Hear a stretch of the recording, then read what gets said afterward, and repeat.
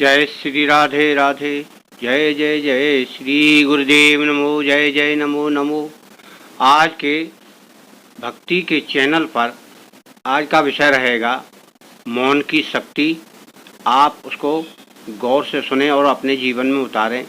तो भक्तों, आज हम मौन के बारे में बताते हैं कि मौन एक ऐसा चमत्कार करता है जो व्यक्ति के अंदर इतनी ऊर्जा, इतनी शक्ति प्रदान करता है। इससे आप शायद न जानते हों तो अच्छा है, क्योंकि मौन में कोई महात्मा तो मौनी नाम से ही विख्यात हो जाता है। और आपने जनरल रोज़ाना की यूज में आने वाली या रोज़ाना बोले जाने वाली या रोज़ाना की घटनाओं में मौन का भी प्रभाव देखा होगा।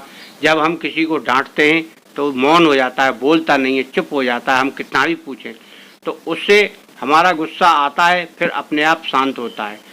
इसी तरह मौन की प्रक्रिया फ़ायदा करती है, कहीं कहीं नुकसान भी करती है, मगर फ़ायदे ज़्यादा हैं, नुकसान कम है। तो हमको मौन की एक ऐसी शक्ति प्राप्त करना है जिसमें हम व्यर्थ की बातें करते हैं। अगर दो आदमी जा रहे हों, सुबह सुबह अच्छी हवा चल रही हो, बढ़िया मौसम हो, तो दौड़ते दौड़ते एक दूसरे से बात करते हैं कि देखो कितना अच्छा मौसम है, कितनी अच्छी हवा चल रही। भाई, आप दोनों महसूस कर रहे, तो ये फालतू की बकवास हम क्यों करते हैं? अपने दिमाग की एनर्जी को हम समाप्त करते हैं, ख़त्म करते हैं। जब हम अपने दिमाग से ज़्यादा काम लेते हैं या ज़्यादा बोलते हैं तो उसकी एनर्जी ख़त्म होती है, दूसरी सोचने समझने की शक्ति कम हो जाती है। इसलिए हमें मौन ज़्यादा रहना चाहिए, जहाँ ज़रूरत हो वहीं बोलना चाहिए। और अगर हो सके तो मौन रहकर ही आप थोड़ी सी साधना भी करें, बैठकर प्राणायाम करें और मौन रहें थोड़ी देर। अब आपने देखा होगा रात्रि के समय जब सभी लोग शांत हो जाते हैं तो कितनी अच्छी नींद आती है। फिर दिन में क्यों नहीं आती है? तो दिन में एक तो प्रकाश है, अंधकार नहीं है, तो यानी अंधकार का भी अपनी जगह महत्व है और उस समय मौन का भी महत्व है। अगर हम ये देखें कि अगर रात ना होगी तो क्या हम सोएंगे? नहीं सोएंगे। वो हम तब सोएंगे कि हमारा दिमाग थक जाएगा या हमारी आंखें थक जाएंगी। मगर सही शांति हमको रात्रि में मिलती है। क्यों? कि यहाँ मौन होता है। इसीलिए बड़े बड़े ऋषि, महात्मा, साधु, मुनि ये कंदराओं में, गुफाओं में अपना एक आशियाना बनाते हैं, यानी साधन स्थल बनाते हैं जिसमें वो साधना कर सकें। अपनी कुटी बनाते हैं, लोगों से दूर, कोलाहल से दूर, जहाँ आवाज़ ना जा सके, उस जगह पर वो अपनी तपस्या करते रहते हैं और शांति का अनुभव करते रहते हैं। जहाँ स्वतः ही शांति हो तो वहाँ शांति की और ज़रूरत क्या है? मगर वो बोलने चालने की भाषा बिल्कुल बंद कर देते हैं और एक तरह से मौन व्रत ही समझो उनको।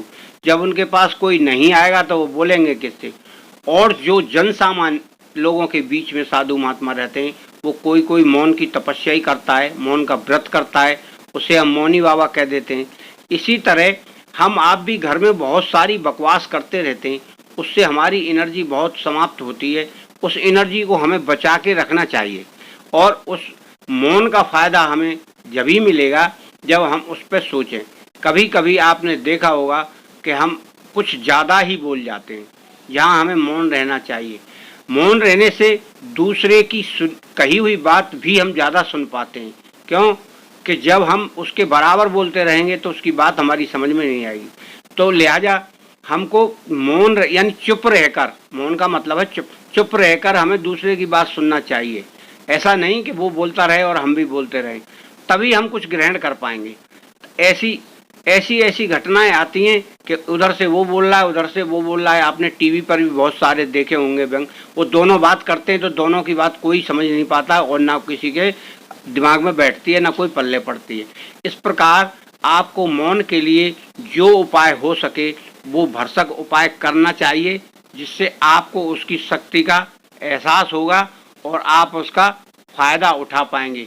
मेरी आप सभी से यही विनती है, आप मौन को परखें, जांचें और उसका उपयोग करें। आपके अंदर शक्ति का संचार अवश्य होगा, ध्यान, ज्ञान, और इसमें आपको बहुत सहायता मिलेगी। जय श्री राधे राधे। जय श्री गुरुदेव नमो। जय जय नमो नमो।